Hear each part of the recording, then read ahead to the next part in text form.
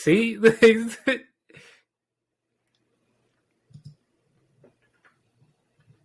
Now we honor our forefathers by starting with this song. Because they got snubbed. Oh, yeah. Big snub. 70 entries. I see. They didn't I see how you threaded the needle on that. Mm-hmm. Okay, I see. Mm-hmm. Yeah, you smart. You smart than a lot of them. My magic wand out. That's pretty good. Did you say Gazoo? Like from Flintstones? No, the great Gazoo. I said Gazoo. With a move and all of that. Fair enough. And I know nothing about not the great Gazoo. Thank you for the official title. When I was just a little nigga, I looked up to my bigger bro, begged if I could be so he went out with Bonds for still having a career on football now after playing Stacy in the Woods. That's right. Shout out. That's fair. I like that. He's actually, the role fits him very well. Yeah. I'm not going to say he's the best actor. 5 roles in his whole life. That's true. Like the drunk in the Woods. And he was also in 3 Strikes. That movie comes out more than people would realize, by the way. What, 3 Strikes? Yeah. What's my man's name? Brian Hooks. Something Hooks? Brian Hooks, yeah. Yeah. I'm a cadre of useless black information, yeah. Who was also in the TV show Eve. Yes, he was short-lived show. Role. That's right. And what's my man who's always in everything? The guy, I don't know that guy's name, but I think he's on like Chicago Fire or something. He's on a bunch of stuff. He's been in a million joints. He was in Barbershop. Welcome to the Lunchbreak podcast, episode 15, folks. Yeah, you got the number. Yeah. There you go, my man. I have been thinking about it, man. That's pretty big. We on 15. We're doing all right. Yeah, Vince Carter, man. What's up? You're going on? With Stewie C and Zanny T, Stu's face is glowing because after episode 14, the self-care episode, Stu has gone and gotten a facial, getting extractions. Man. And you know what's funny, man? You said the thing about the ingrown hair getting extracted. I don't know if you know, man. We were on the phone yesterday. Painful. Yeah, that was painful. Yes, got a facial, but also more importantly, went to the chiropractor for the first time yesterday. Oh, it was your first time. I don't think I'd never been before. Yeah, no, I'd never been to a chiropractor before. Yeah, okay, I did not know that. As I told you, I was flying back home lost a very important figure in our family. Rest in peace to Pastor Seth Achian. Love to the whole Achian family. Amazing man, taught me so much about how to be, humble and gracious and steadfast and diligent. So shout out to them. Beautiful ceremony. Everything was just fantastic. But I was in Maryland this past weekend, which is part of the reason why we didn't have our episode or shoot our podcast. And on the way back, I fell asleep with my neck down and my chin in my chest for the non-viewing audience. And I was messed up all of Monday.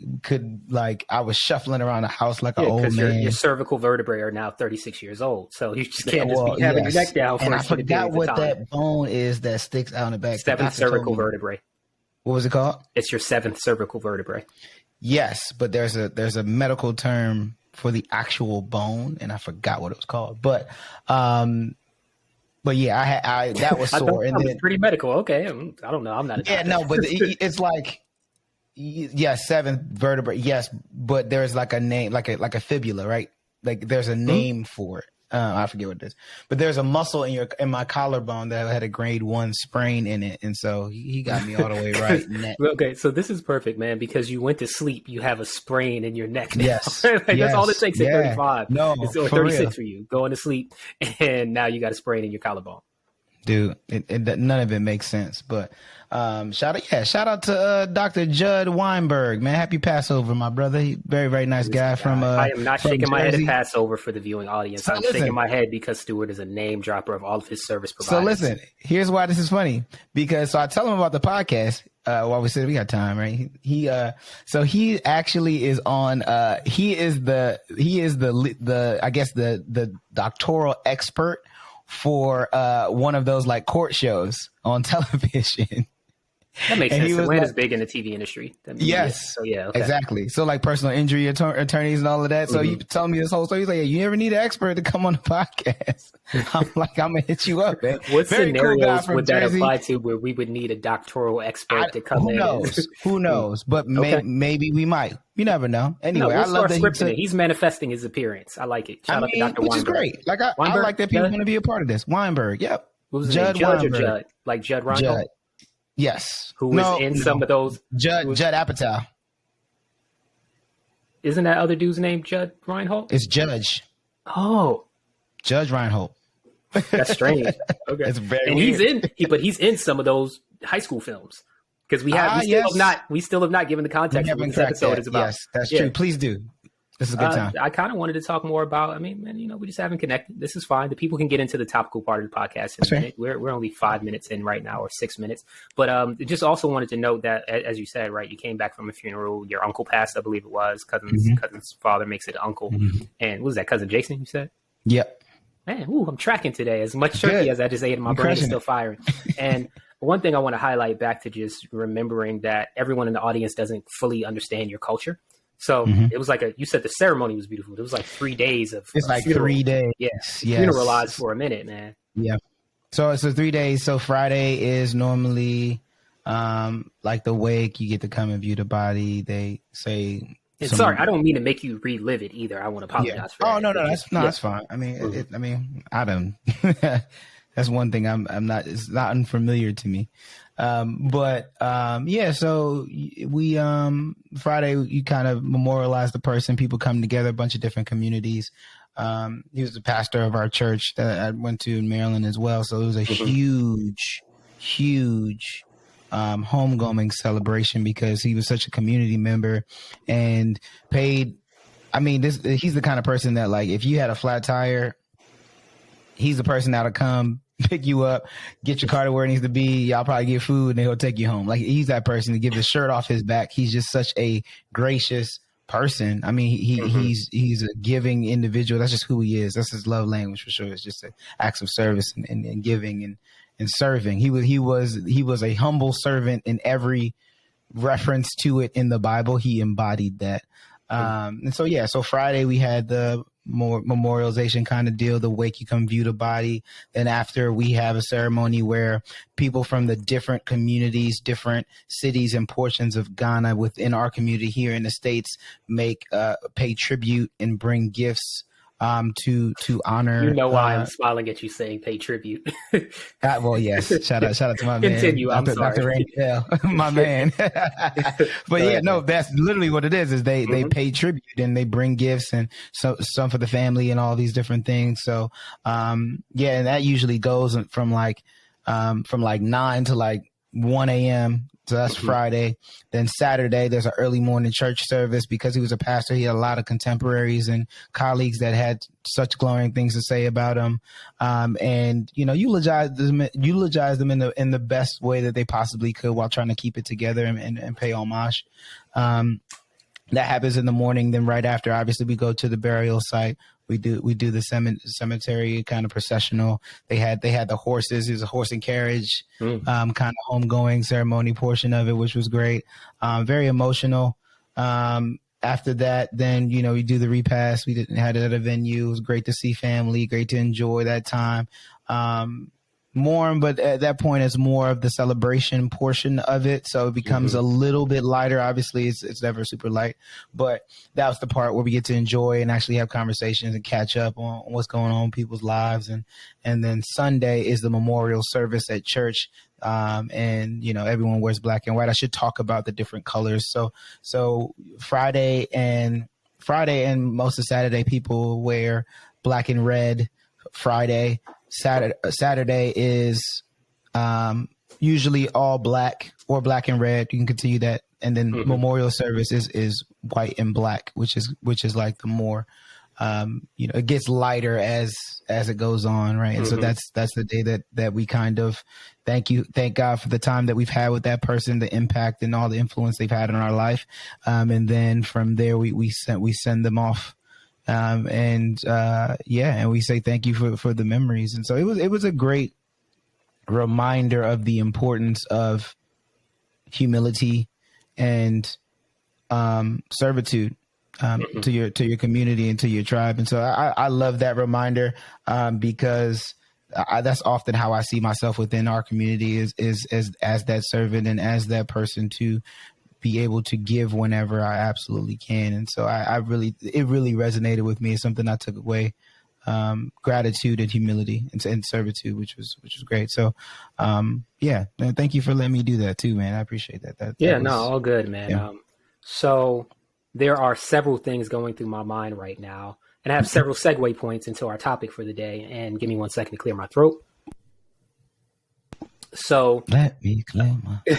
So what you're just doing right now, I actually held all of that the entire time you were speaking because I had all of these associative nodes and synapses firing, and my brain was like, "Oh, he said eulogize." My brain went to "you Google eyes" from Ben Stiller's joint, right? You said when you were saying contemporary, I'm like, that might be word of the day. And essentially, my segue point is I was that kid in the class who had to sit on his hands and not just blurt out things all throughout my life, right? Same. And another segue point here is that this funeral and this memorial over those 3 days, which sounds much like a Desi wedding in many ways, right? Like it's several days of celebration.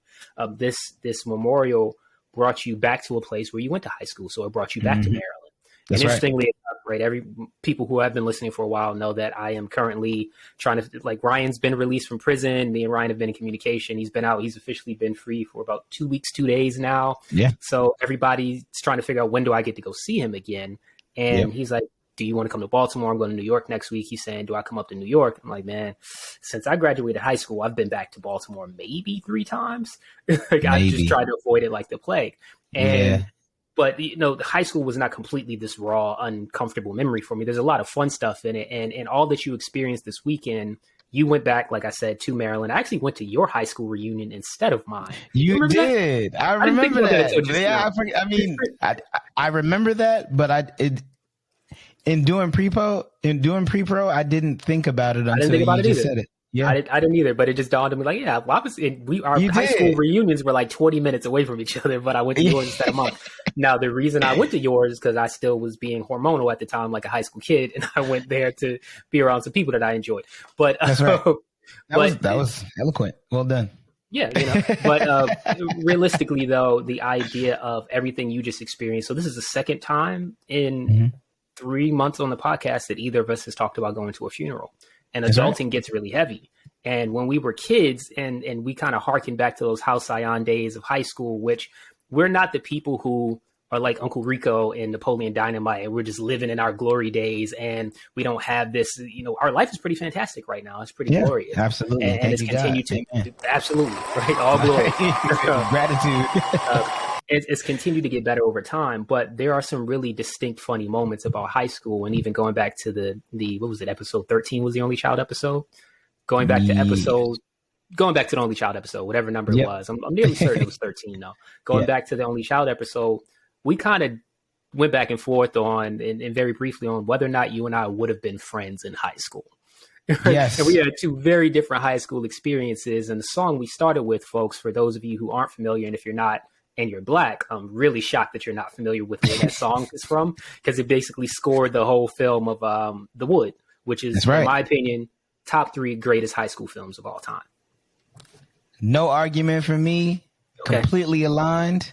Rotten Tomatoes does not agree with us. Rotten Tomatoes.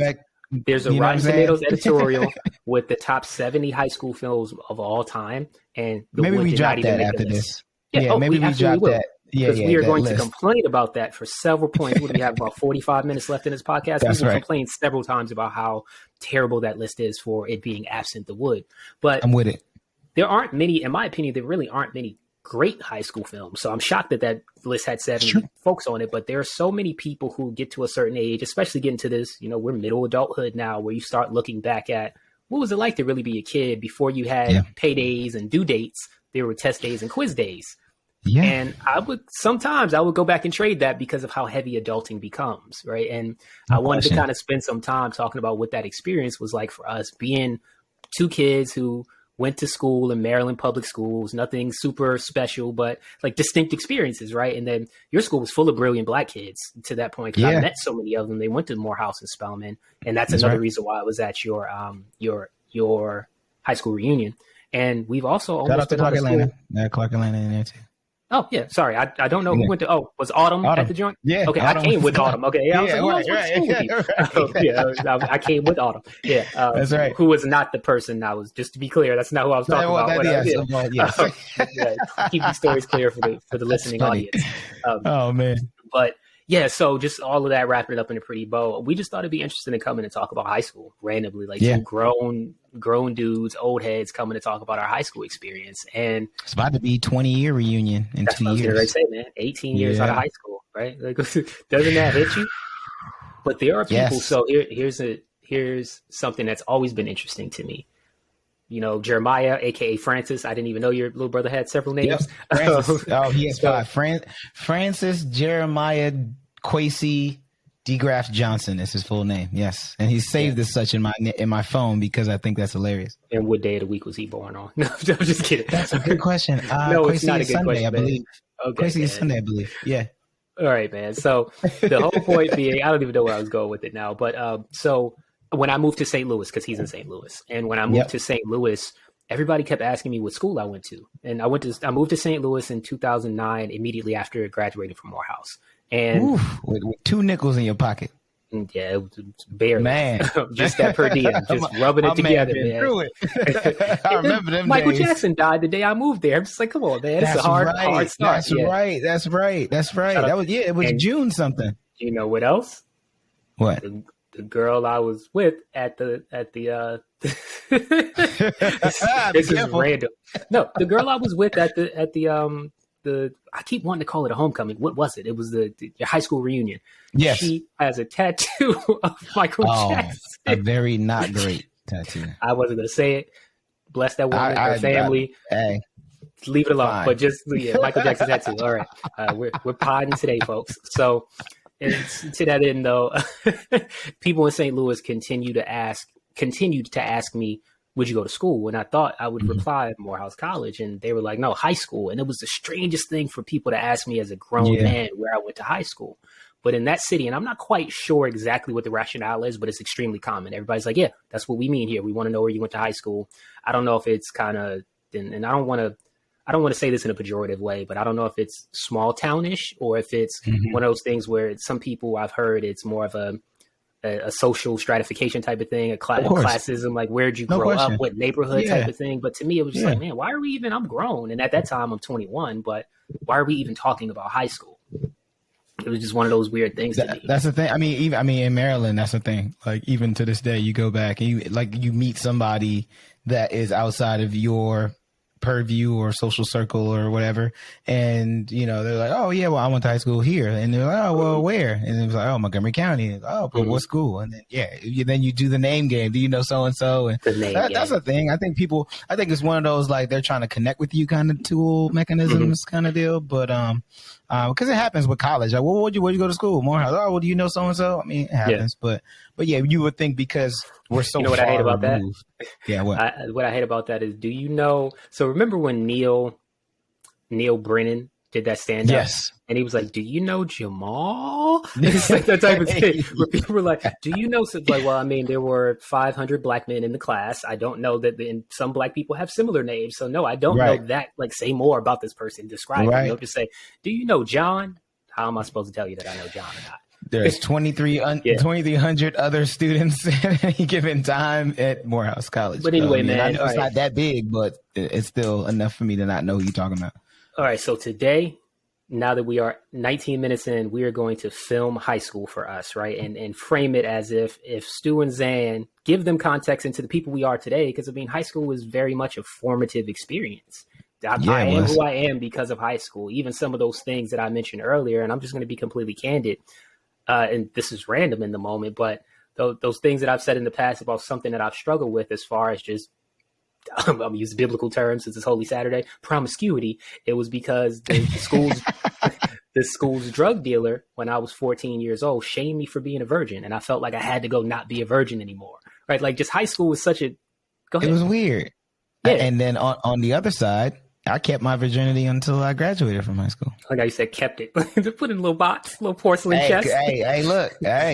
Said, man, I had my thing in an alabaster box. They was gunning for it, man. I'm trying to they wanted it. And I ain't let them have Big Stewie. They wanted that card. I deflowered Stu. No, you can't have my chastity. Keeps that on locks. Sick. All right, but yeah. Anyway, like as we're recording this film, let's kind of have a jump off point, man. So when you think about the wood, what's your favorite part of that? I think. Well, I'm going to presuppose a point. I'd imagine one of your favorite points of that film is the camaraderie and the true bonds of friendship between those three gents in high school. So what was your friend group like in high school, man? Man, it's crazy because I was in so many different circles of people for different things. I was because you were in a lot of activities, right? And then so I was in television production, so I had that group. That was me, Janelle, and Jabron, and then Maya. I'm not at all shocked that you are. You're doing what you're doing now. The AV annoying person with this that we do, right? Exactly. Yeah. It all aligns, right? Hold on. Yeah. Notice how Stu said it's sexy. I was in television production, but then when he at the end called it AV, like when you hear all the AV club, it's like, oh, you're a nerd. You're a visual nerd. Nerd, of course, no question. And that was actually my next point. And then I was in the black smart kid nerd group, right, which was like AP classes and gifted and talented classes and all these other things, right? Yeah, accelerated we talked about that before. Yeah. Yep. And distinction there, though, I didn't have many black kids in those classes with me, which we've said before. Right. But I just want to say it again. Go ahead. And in some classes I didn't, but in other classes, I there was at least one or two other people in those classes, I should say. So I never really felt like I was the only one, which was great. I mean, now looking back and talking to other people about their experience, there's a bifurcation there in terms of how they experienced what they did and how I experienced mine. But then I had the sports guys, so I played football, I ran track, so I had that. Were you varsity? Yep, junior varsity and varsity, and then I had the African kids, right? that were in so that was a thing, and then you had the kids that. Go ahead. Mm-hmm. No, go ahead. I was gonna say then it was the kids that moved from New York, and so that was a thing where it was like, okay, like that we had Jersey Day, and I'm wearing a Tiki Barber jersey, like you know what I'm saying. So we connected on that. 21. So, yep, there you go. Yeah. He's also an awful person, but there is there were I Rondé got the good genes. Different. Yeah, he did. Rondé's good. I fit in these different kind of social kind of structures. And then it was like student government. I was a vice president of the class, like that kind of stuff. Where what I forgot about? Yeah, what? Did you ever do the SGA? Because we may have actually been in the same space. So we're the same age, same class, graduated 05, both went to school in Maryland. Did you ever do the SGA like away thing? So we went to Ocean City, Maryland with SGA, and we went to like a delegates conference. Oh man. And that was I know what you're talking. I know what you're talking about because they had it was like student member of the board kind of deal. I think I know what you're talking about. No, I never did that. I was just of the class, not like of like the county or anything like that, or like the high school or anything like that. Yeah. So because of what I was into, I just was in a bunch of different social. So you had no shortage of options of tables in which you could sit in the lunchroom. Yeah. Just to bring it back to what we are as a Lunchbreak podcast, exactly. right? Like and we could have tables. We had lunch. Everyone had one lunch period in my high school, so the whole school was in lunch at one time. So you could have lunch in any place in the school, really. So some people were. You had the art. It was a fine arts school, like not like an art school, but an art school. So the theater kids and drama kids and the painters and the break dancers. That is our school. That doesn't sound any different than my school. No, I hear you. Ours was known more for theater, not necessarily the art portion of it. No, but ours was as well. You just you only know my viewpoint. Well, I'll get into it soon. Go ahead. Our school was dance was a big thing in our school, and all the arts for the most part. So in our area of Montgomery County, there was it was a consortium. So it was 3 schools you could choose to go to, right? You had a home school that you were guaranteed placement in, and then you had 2 other schools that you could pick from. So ours was the humanities and fine arts. Another school was science and technology. That was Paint Branch. Magnet schools, no, excuse me. Paint Branch, which is where Papa went, was like medical science and something like that. So doctors and physicians and that kind of stuff. And then I forgot, I think Springbrook was more tech focused. They actually had an international baccalaureate program. Crump went to Springbrook, right? Crump went to Springbrook? Crump went to Springbrook. Cool. That's right. I should not know where all of these people went to high school when I didn't grow up. I mean, you were ingratiated, bro. We had you in the mix. Yeah, you were definitely Yeah, I mean, So you got to pick those schools. Blake was my home school. James Weaver Blake was the high school I went to, and that was the school I was guaranteed to get into, and that's the school I wanted to go to. It had just been built. We were only the 3rd graduating class from the high school, so it was like almost brand spanking new. So I was like, I'm going to go to the new school. So that's how I ended up at that school. Got it. So, and I think what was the original question? What was your friend group like? Kind of springboard off the wood joint. Yeah. So when I think about, I guess I'll eventually answer the same question, but now you have me thinking about just framing what the high school was like for me. So I went to what was considered, I don't know if it was just Baltimore County Public Schools considered it this, or if it was Maryland Public Schools considered it this, but I went to a magnet school. Other states and cities have what they're called magnet schools, but you go, and our magnet school was an art school, but various different types of performing arts. So, disciplines, yeah. Yeah, so I went to Carver Center for Arts and Technology. Important to note, because in Baltimore, there are 2 different Carvers. So there's Carver Votech in Baltimore City, and then there's Carver Center for Arts and Technology out in Towson in the county. So whenever you said that, even around Baltimore, like, what school do you go to? I went to Carver. Which one? Carver in the county, like the one out in the county, right? And even that, like the statute of limitations is up now, so I think it's okay to talk about the fact that I was, I wasn't always living in the county when I was going to school out there, and that's just typical, right? Kids have to go to different addresses to get different things out of life and get their gifts nurtured. Right? And it's unfortunate that it's like that, but it was what it was, and it is what it is. So it's interesting because even Ryan, in a lot of our conversations over the last few weeks, and when he's celebrating my artistry now as an adult, he's just so happy that I had something to incubate that artistry and had people to pour into it via going to an art high school. So Carver Center for Arts and Technology, I was a visual arts kid, but we had visual arts, cosmetology, carpentry, culinary arts, business, I think was one of them. Just random. Yeah, business was one, and I'm blanking on, so performing arts, which would include dance, theater, et cetera, et cetera. So all the artsy fartsy kids that you could possibly think about. And with us, I really do. With our school, we were akin to, and in some ways rivals of, Baltimore School of the Arts. So people know BSA because, and Amber Richards. Oh, yeah. Yeah. And she went to BSA, and as did Jada Pinkett and Tupac. So when you kind of think about artsy people, it's those 2 schools that folks would have went to at that time. And then we had other tech schools, like you're mentioning, like Western and others that were out there. But Carver was it for me. That's where I wanted to go. I went to Sudbrook Magnet Middle before that, and it's kind of like a feeder school to go up to this next school. So I had some of my friends, very few of them, but like people like my homegirl Saran, shout out to Saran. She and I went to school since middle school, and we had been in art school together for what was that in total 7 years. So it was. But so I played basketball, was terrible. I made a joke about that on the Instagram recently. Like, never made it to varsity. Uncle June would tell you I never had the makings of a varsity athlete. Like, I'm not Stewie C in that regard at all, where I'm playing football and all that other stuff. Like, I was trash. There's more spots on football, man. So okay, this is good framing too. We didn't even have a football team. Oh wow, that's how much of an art school we were. We didn't have, next level, we didn't have a track. Our track team, we had a track team, but all of the meets were away meets because we didn't have a track at our school. So it was hardcore focus on these arts. And as such, I was around a lot of weird art kids. So it was just like the idea of like who your friends are. And interestingly enough, just back to that social stratification, most of the I say there was diversity in some ways, and specifically when I think about diversity, or when I'm mentioning in this context, it was a diverse school. I've said this before. When I think about Black students, there were some in the art prime. I think we called them primes, not magnets. But there were some in the art prime. But most of the Black guys I would have hung out with, or I did hang out with, they were in carpentry.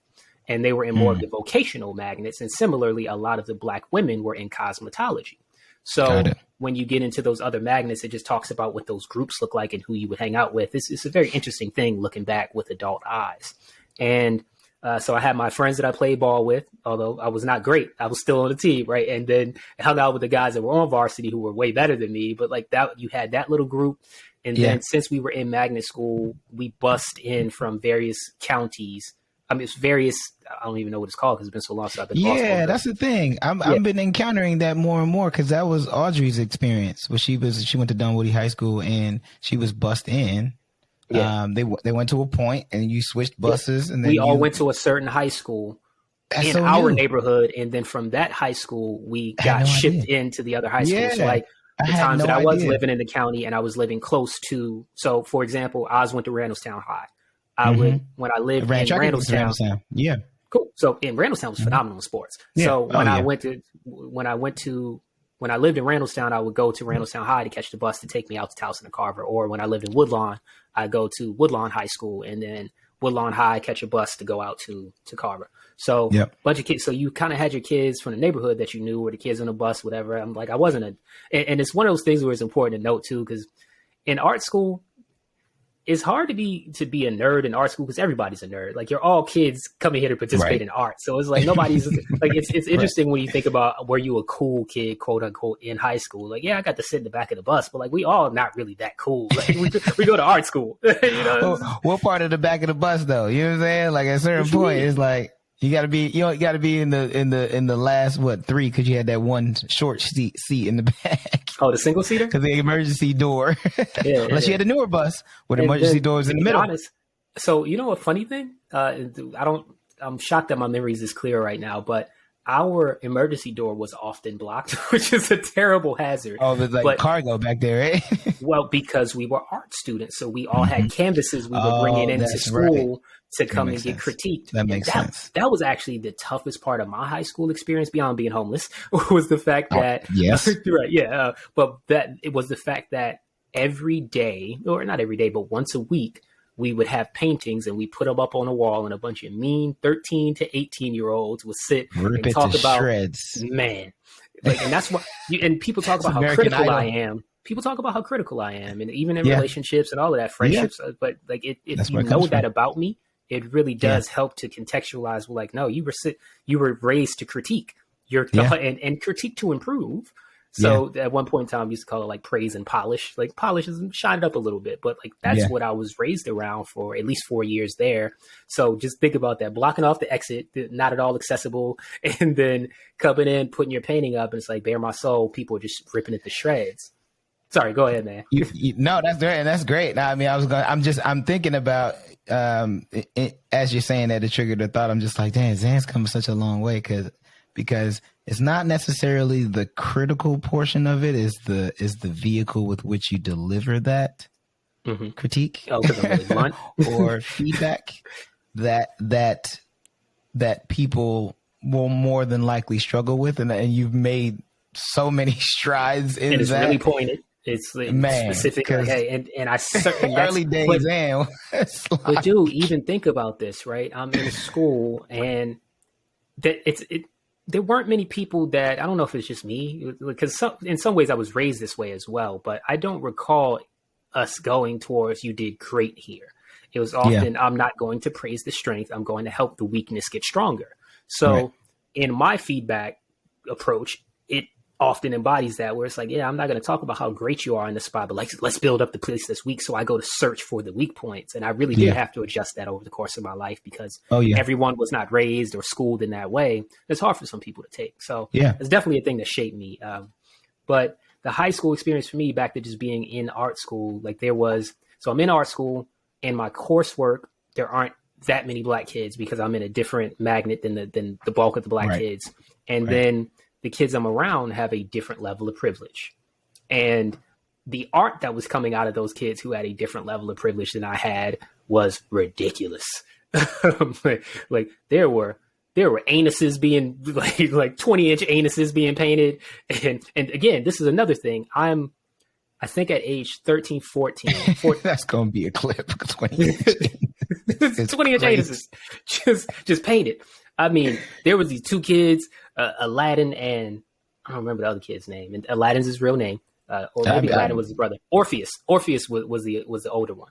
Orpheus, and I can't remember his homie's name, but they called themselves the Hooded Vipers. And why did they call themselves the Hooded Vipers? Because they were dudes who were uncircumcised, and they often did paintings and drawings about non-circumcised penises. Like, this is the type of high school I was in, man. This is what I was around. I didn't meet these people, and I met some interesting people, but I didn't meet these kinds of people until Parsons. That's when I met your Viper friends. Yeah, for sure. So imagine people are like, they think my work is shock value work now. Like, you should see what I saw 18 years ago. I saw some things in my life, man. So at 15. Yeah, and then it's interesting because like my cousin Todd, so back to influences, because the only time I really got to hang out with people was when I was back over wherever. So my cousin Todd, East Baltimore, and my cousin Todd would always make fun of me. He would call me Urkel, call me Doogie Howser, just all types of nerdy stuff, right? But I thought Todd was the coolest dude in the world.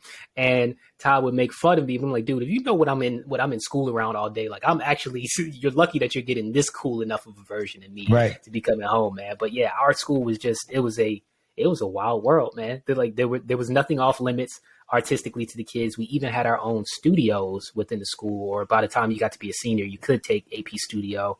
And it's just like they just let kids go in there and just let their teenage minds run wild. So to the point of people think my work is shock value work now, I don't think so, because so we started painting nude models, painting and sculpting and drawing from life in live nudes at age 14 or so. Your parents sign a permission slip, 14, 15, say you can handle it, and then your live models sitting there. Like, and so there were Sarah, Reiko, Orlando. Like, I remember all of those people vividly today, and I had tons of drawings of these people and paintings. And it's like, it was so to that point, and I'll just get off this quickly.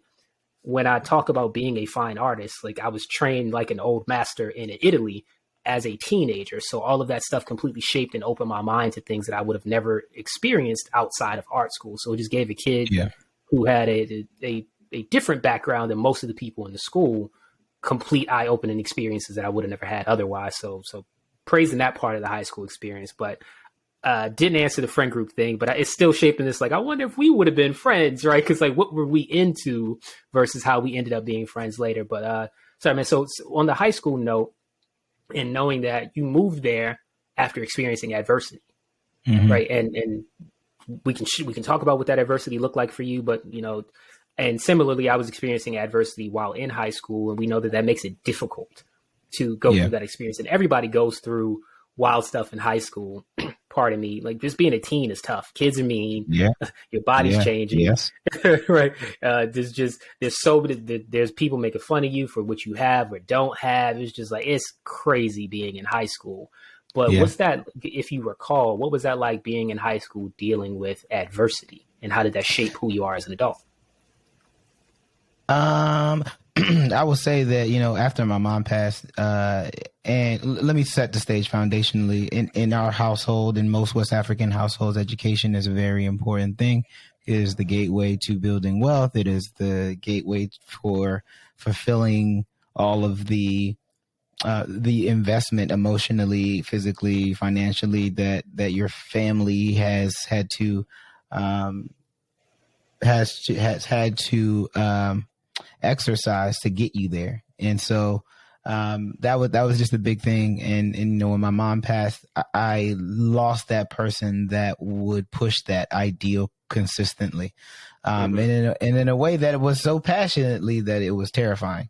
So let me say that.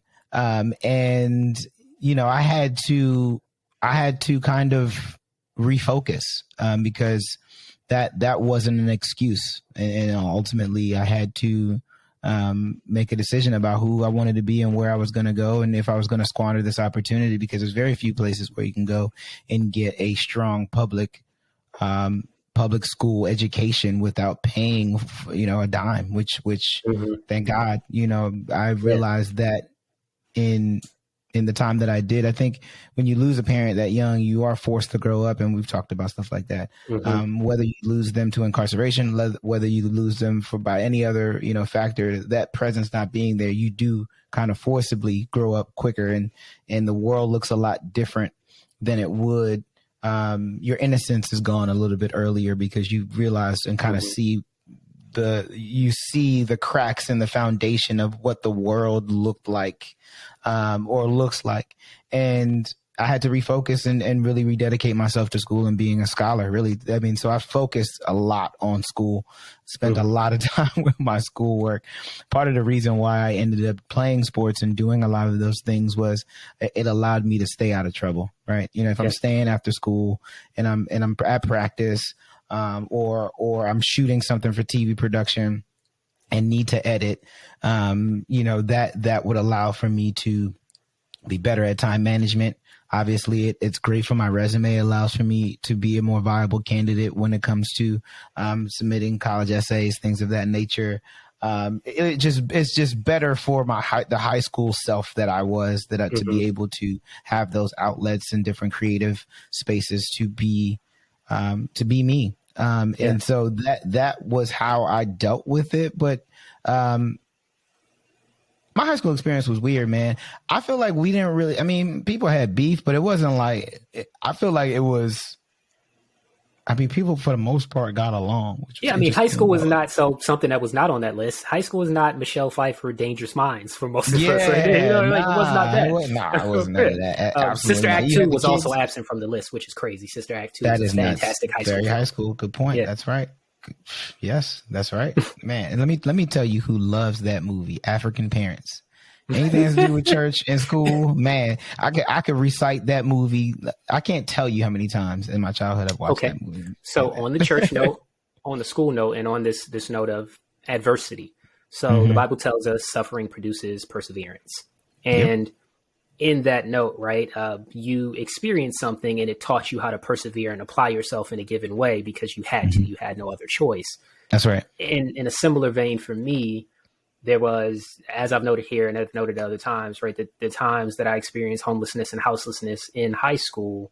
Well, one, my guidance counselor, because we talked about guidance counselors earlier, I didn't know I was homeless until my guidance counselor told me I was homeless, which sounds crazy, right? It's like Zeke on Power, not knowing he was like 23 years old. I think he was 19. Was awful. Yeah, it was God, really bad. That was bad. but being very serious in the moment, it was like, because we were, there were nights when we slept in cars, and at this point, I don't know how often or how little it was. It felt like even one night felt like every night to me at some time. But there were, most of the time we were trying to go and stay at a hotel or like Ramada Inn, Nights Inn, all those other places. And my mom was hustling to get that $50 and hustling by driving a cab. I don't mean like, I always would be clear, like my mom's not out here selling drugs and stuff. You got me, but we have people listening. So my mom was hustling in the cab to make sure that we had the money that night, which was like $54 a night or something like that, to go stay at a hotel. Rates go up on the weekends, all of that. So when she was hustling to make sure that we had that to go in my mind, we were sleeping in hotels. It wasn't the same room every night. It was not my house, but I didn't consider myself homeless until my guidance counselor was sitting down, and it got to a point where we couldn't afford some of the things I needed to go to school. So it was not, and we were keeping up with appearances. So I had clothes and all of that other stuff. And that really did, to the point of who are your friends, because I didn't have a home for my friends to come hang out in. I didn't really keep deep friendships. I had to keep people at bay because I wasn't sharing what I was experiencing either. So that kind of made it kind of difficult. And there are many people who didn't even know until many, many years later, or probably still don't know, that I was homeless in high school. But my guidance counselor, Miss Casaurus, and one of the most fantastic people in the world, and they gave me such exceptional care. She was like, she made a deal or just made it available to me to get clay from my sculpture teacher, Mr. Suppressi, to get paints and free canvas from my painting teacher, Miss McDaniels, for free.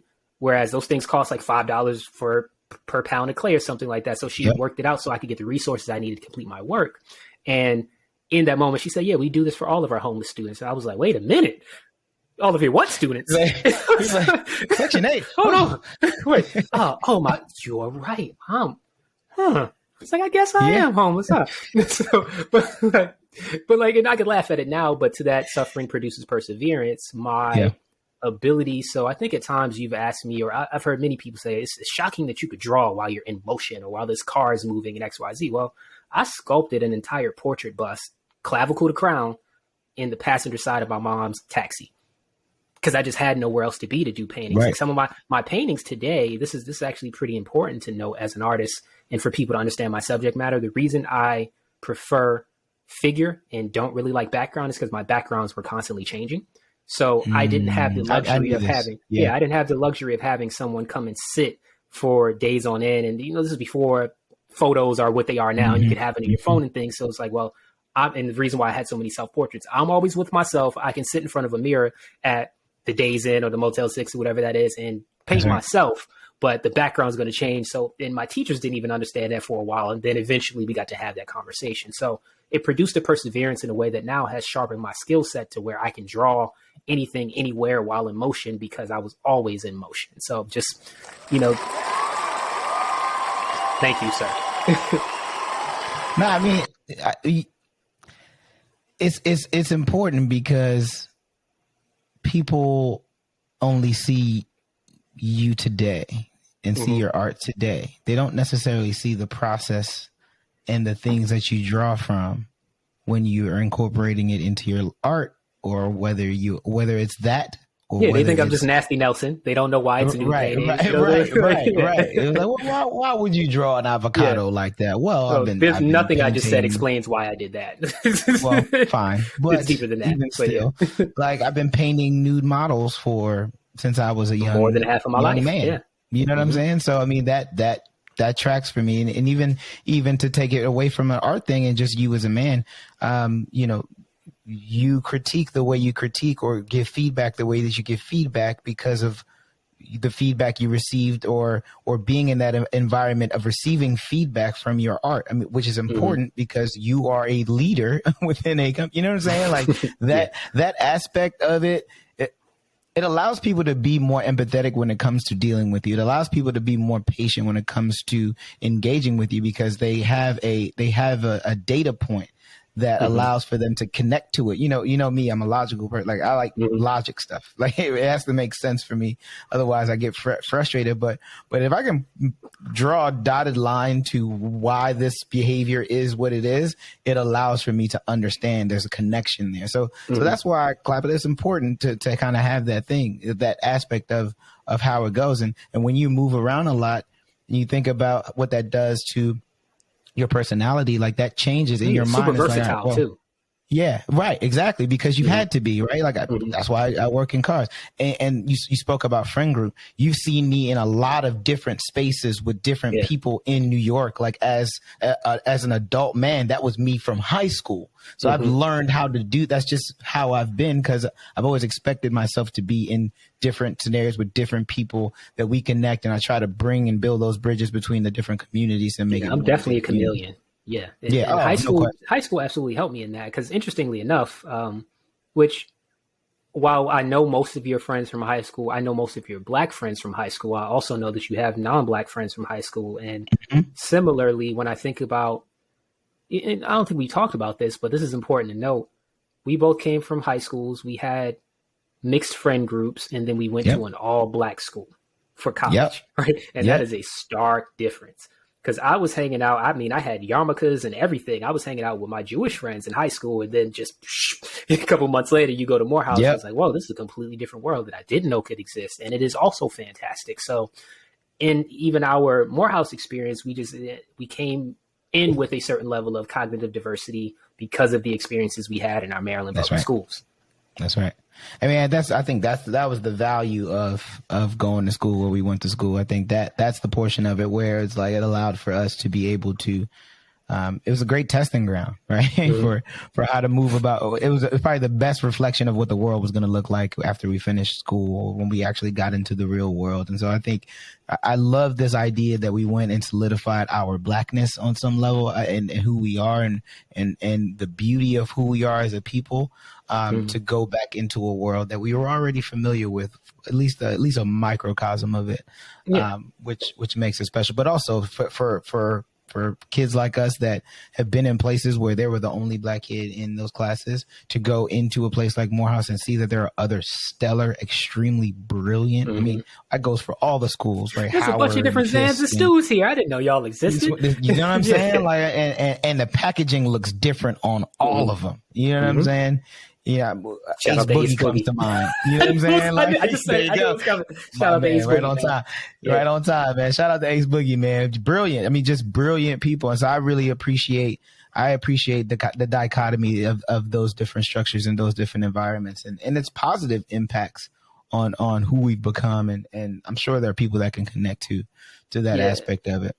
So what I'm reminded of, so yes to all of that, and then going back to that kind of suffering produces perseverance point. And we did, folks, we've done no real pre-production, so these questions are just coming up in the moment, and I love it.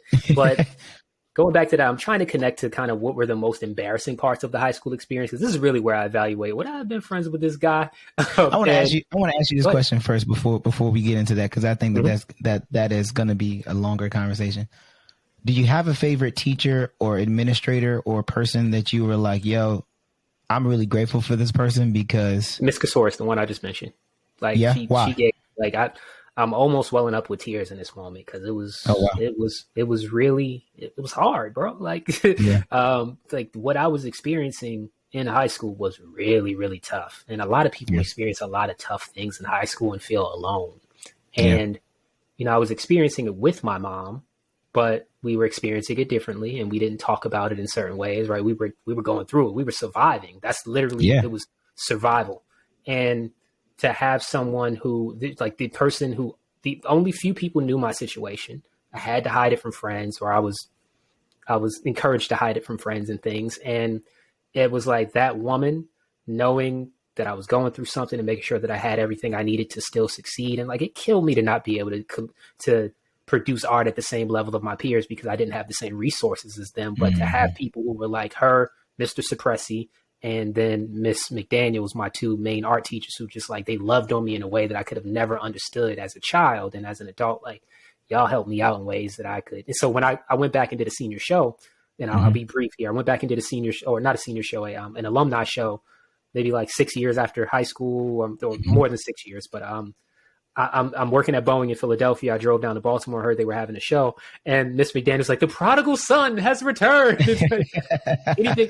So remember Miss Lippy from Billy Madison, the one that was eating paste and stuff? And I hate to paint Miss McDaniel as a paste eater, but like, if you think about art teacher, Miss McDaniel wore fantastic clothes, and she had been to Italy and was just a free spirit. So those type, Joe Suppressi had this long ponytail and had this like only the soul patch beard joint.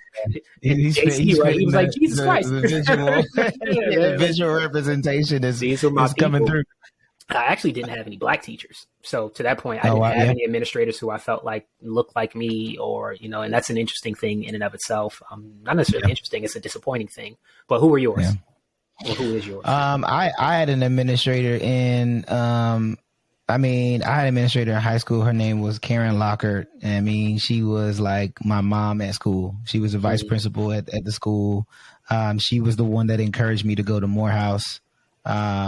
She did everything for me, man. Like, senior night for football, senior year, you know, she stood next to me on the field when everybody had their families. You know what I'm saying? Like, she just held it down for me in a way that I don't know, in a way where when people talk about teachers and their impact and like the hard work they have to do, that she embodied it, like, and beyond. And so I'm grateful to her for her support, for her kind words, for all of that. Cause I think for her, she really understood she understood my situation, you know, what I didn't realize until high school. And and also shout out to my guidance counselor in high school too, Jeffrey Flock, good dude. I didn't realize that, they keep a file on you of everything that happens in your life in high school.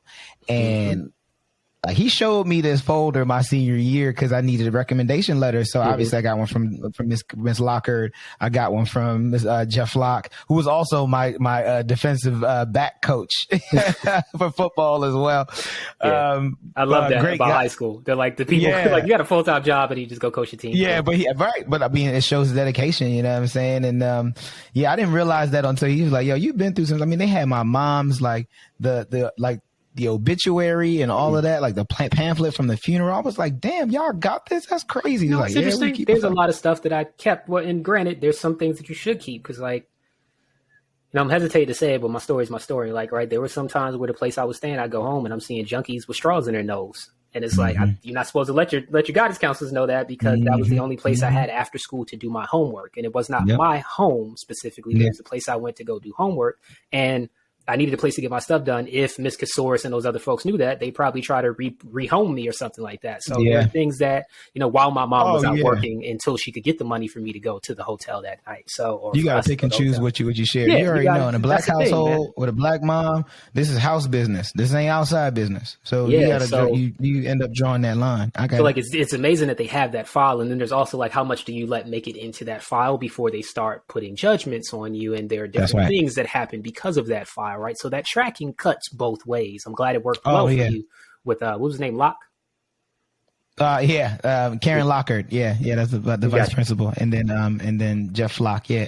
Flock. That's what I was talking about. Jeff Flock. Yeah. Mr. Flock. Coach Flock. DB Coach Flock. Shout out to the administrator. Those two people were important. I mean, and there was a ton of black administrators. I mean, Mr. Carrington, Warren Carrington was another vice principal, black man. We had Mr. Wiggins, who was the basketball coach, Mr. Pegram, who was also a basketball coach. I had more. Okay. You know what? That's actually, so while he did not work for Mr. Tyrell, Rudy Tyrell. Yep. My JV Coach Jeremiah Walker, Coach Walker for basketball. He was strong black man. Jeremiah Walker. You know what? I think about this very often, actually. So Coach Walker he did not work at the school like as faculty. He was only a coach. He had a completely separate job. And Coach Walker, this is 2004, 2003. Coach Walker drove a 1983 Toyota Corolla. And it was like, if there would be times, and he drove me home every day for practice. And it was just like, that was incredible. I told you in a couple podcasts ago, my mom didn't show up because she couldn't take us losing all the time. So Coach Walker really did hold it down. And then people used to make fun of his car, and I made fun of it too. Like, I'm a high school kid, and it was it was really old. It was 20 years old at the time. Yeah. Until the day I seen Coach Walker, because he used to say, I've got another car. I just don't drive it. Why would I drive that car? And we were like, we don't believe you, Coach Walker. And this was when I learned a lesson about appearances and not judging the book by its cover, because Coach Walker pulled up in the E320 and I was like, oh, Coach Walker has Benz. Coach Walker has a full job outside of this, and Coach Walker's okay, I had you just so you know, true, sir. But shout out mileage on here.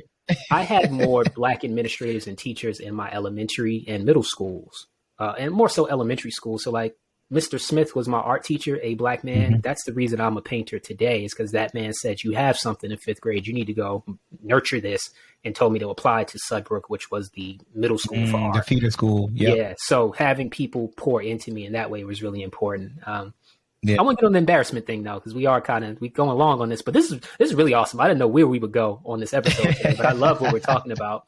And it's good stuff.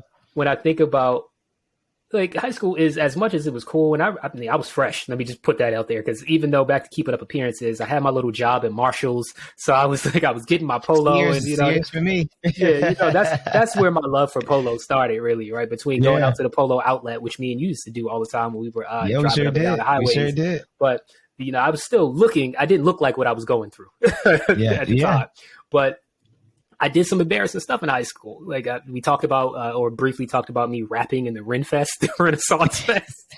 It's just trash. And while I have a mastery of words, I have no stage presence whatsoever. So my rap career it failed miserably instantly. None, man. I was nervous. I had too many words in my rap. The bars weren't hitting. And again, it's at the Renaissance Festival. So I worked it out with Miss Kolodny, my English teacher, or like GT English teacher. And she loved me because I was a bright student in class. She loves how I talked about Catcher in the Rye and all that other stuff. And she allowed it to happen. Right. And then And then I pushed it with me and my other friends to get up. My friends were actually good rappers, but I pushed it like, yeah. And then I was the one that gave her my bars at first because she had to review them. And like, this is post 9/11, right? So I had things like kamikaze in there and all type of stuff. Yeah, right? you got chill. No, but it wasn't like a not like how Adesanya had that mishap where he was like, I'll do such and such like 9/11. It wasn't that. It was actually contextually appropriate. But like got on that stage and tried to say words like kamikaze, and all the students was like, what are y'all doing? This is a Renaissance festival. Like supposed to be playing lyres and loops and stuff. Like, yeah, it was super nerdy and super embarrassing. And besides that, I think the only other looking back, and I'm embarrassed for myself looking back, my high school senior quote, which we've talked about before, but like I quoted DMX in the yearbook. Yes. And it's funny enough because I didn't know at the time that DMX was actually quoting someone else. I think he was quoting Roberta Flack, who had quoted someone else, but it was, to live is to suffer and to survive is to find meaning in your suffering. And one, sounds like a really troubled kid. Yeah. Like looking back, reading that, and I don't know that I was a troubled kid. I'm not going to subscribe to that, but you could relate to that. To the quote, you were living it. I was suffering and I was finding meaning in it. But looking back at it, and I'm like, why did I quote? And I quoted DMX as Earl Simmons to make it sound like more smart. The great philosopher Earl Simmons, who I absolutely from Yonkers. I mean, DMX was a prophet, man, and I stand firm on that. But those are two of my most embarrassing things about high school. Just rapping in the Renfest, if we could call it that, and then quoting DMX. I wish I could go back and do that one again out the yearbook. We didn't do senior quotes, which I think is regrettable. No, we did. I got it right here. I got the yearbook right here. Yearbook is kind of corny. Hold that up a little. What'd you say? It's kind of corny looking yearbook. Bring it back. Oh, it absolutely is. It's. I mean, it's a playbill. It's an art school. Like, I mean, it's whack. Like, yeah. Yep. I'm underwhelmed by that. I mean, it's fine. How many kids were in your graduating class? 529. Wow. Yeah, I need to know that because I was the vice president of the class. Spoke at graduation and everything. It is a nerd. Vice VP of the class, man.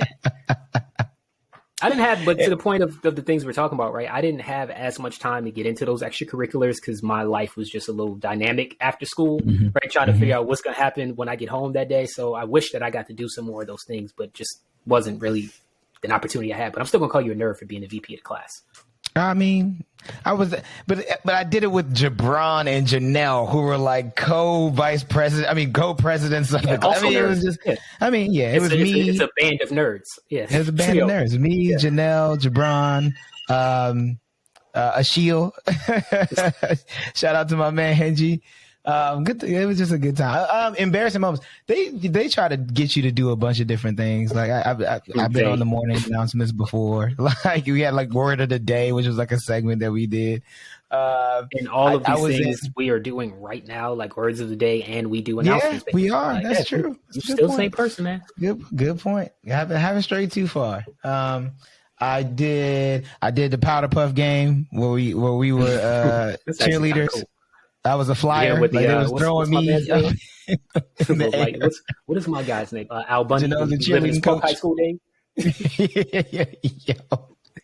I've done that. We had this thing called Mr. Blake, which is like a pageant, basically, where I'm gonna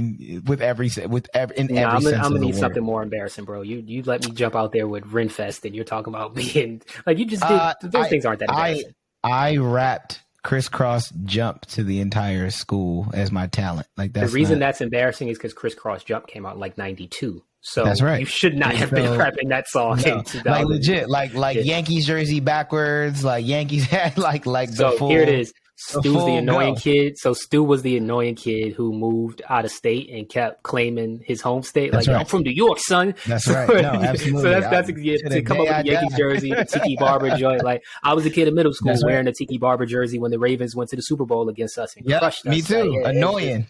Like that. Very nobody annoying. Likes that. That's fine. I'm still friends with those people to this day. This day. As embarrassing as I was handsome. So I mean, I was still accepted by the young ladies of the high school at the time, even though I did some embarrassing stuff, man. That is true. I mean, I was lovable. I think a lot of people. Yeah. I think I enjoyed my high school experience because I really was able to hone that excitement that people bring that you've often seen in rooms with other people that, just getting to know them, and everyone has a story. I think when I look at myself and I see how people see me, or we have a conversation about that, it's interesting to see what other people have gone through and how you connect through those things. And I think, especially, I think in a lot of ways we've definitely bonded over the things that we've kind of struggled with in that time frames, probably why we were fast friends. But I would have been friends with you in high school, man. I was going to say, I could see absolutely. I have no. I mean, did you wear glasses in high school? Absolutely, I wore. I remember I seen your picture. I had glasses on in that joint. I did, man. Yeah, had the rectangle joints. Had the rectangle joints. Terrible, There's only like man. 2 kids I remembered really wearing glasses. Well, I wore glasses every day. Actually, and in this moment, let me shout out Abdi, bro. Like Abdi Farah, who was my idol as a contemporary, and I think I've noted this before. But and let me say his full name, Abdullahi Farah, my Somalian brother. And was the kid that I admired, and back to just, I will be who I am. So back to realizing where we are on the liturgical calendar right now, tomorrow being Easter. Yep. Abdi was the most outstanding Christian young man I had ever seen. So back to you talking about your being chaste and preserving your virginity and things, like Abdi played varsity as a freshman. He was a presidential scholar.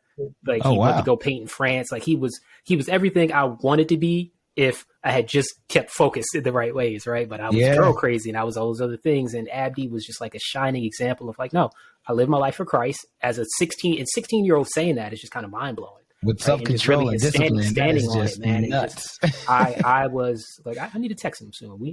I still have his number. I might text him like every year and a half or so. But like that guy, while we didn't hang out outside of school, because Ryan was my outside of school friend that I hung with, and I had very few outside of school friends. But Abdi in this moment, man, like I wanted to be like him. He was the only other kid in classes with me most of the time, both art and AP, etc. Like just brilliant dude, super impressive. And I wish we had stayed closer after he went to UPenn after grad, after high school. I was gonna say after undergrad. But yeah, man, just like that was the guy who, if I do nothing else, I just want to pay homage to Abdi, because like I've never been, I'm hard to impress. But even artistically, right? Like when I won the NAACP Axel competitions, because that year, thankfully, Abdi was in Paris or France painting, and I got to win because I always was second. Yeah, I was always runner up to this guy, like in everything. Yeah, like, man, I don't think I knew his name, or I don't think I remembered it. I'm sure you shared it, but okay, that it's makes like sense. It's the guy that would be your nemesis, but like you couldn't hate him. He was just too respected fantastic. Him too much. Yeah, I got too much. Yeah, but all right, man. So we've gone into time. I didn't have anyone like that. Yeah. I mean, it's shout cool. out to the fan group, and shout out to the group that I still talk to every day. That your Janelles, your Jabrons, your I wish, man. I'm jealous of that. But I've been obviously to the point of going to your high school reunion. I have your friends as my friends. You do. I mean, so you can reach out to them. I reach out to them. I know your stories because so many of them also ended up at Morehouse too, which like, amen. Like it made for that experience to be an easy transition where if I went anywhere else, it would have looked way different. I mean, me and Jabron drove down from Maryland to Morehouse's campus. So like, there were only like maybe 4 students who even were from Baltimore that I knew of in our class at Morehouse. That's right. So like, that's how Chris Scott and I became so close. Not that I knew him beforehand, but like I got in a dorm at Graves Hall and said, oh, another kid from Baltimore. Okay, cool. Let's link up. Right. Because nobody else from my school, and back to shouting out Saran, I didn't even know about HBCUs, and I'm still looking at time here, until I would just say it, man. We pass it now. I was dating Saran in high school, if we could call it that, because Saran was 2-timing me. I was her side dude. I did not know it. She was still with her other guy. That's for another pod. That's for another pod. I didn't know it, right? But was dating Saran in high school, and she introduced me to HBCUs because she was going to Hampton, and all of her family had went to HBCUs. So that's where I found out about HBCUs via her. So I'm forever indebted to her for that, man. It's just incredible. Yeah. We were DMing today, man, actually, about some stuff. Man, you had a good upbringing in the high school. Man. I know you've been through a lot, but it's very, very solid. I mean, these are very important tent poles for you. I respect that. Absolutely, man. We just went through the time machine. I don't know why we decided to come in here and talk about high school for an hour and 10 minutes today, but it was therapeutic. Feeling nostalgic. As it is every week. So got anything in closing? Nope. Not really. Play them out. Not really. I was trying to get to it before you said it. I said it twice, but we're here, man. Y'all know how we do, man. We come in and we give you a scored podcast. Yes. Who's the director of music on we didn't even get to the movie. Entourage? No, we didn't. Homeboy's name. But okay. Yes. Top 3. I got Superbad, The Wood, and House Party. Honorable mention, Cooley High. Ooh, yes, I'm going to go. Yes, absolutely The Wood. It's gotta be Superbad because I watched that way too many times. I'm gonna go Sister Act 2, man. I watched that a lot. I got a joyful, man. I mean, I don't know. And Sister Act 2 and The Wood were not on that list for Rotten Tomatoes. Rotten Tomatoes is culturally biased, though, legitimately. I talk about it a lot. I agree. Make our own. Well, cut the music real quick, man. Don't cut off the podcast, but cut the music real quick. I just want to thank everybody for joining our high school hip hopera, because that's what the title's going to be. We're out of here. Bye. High school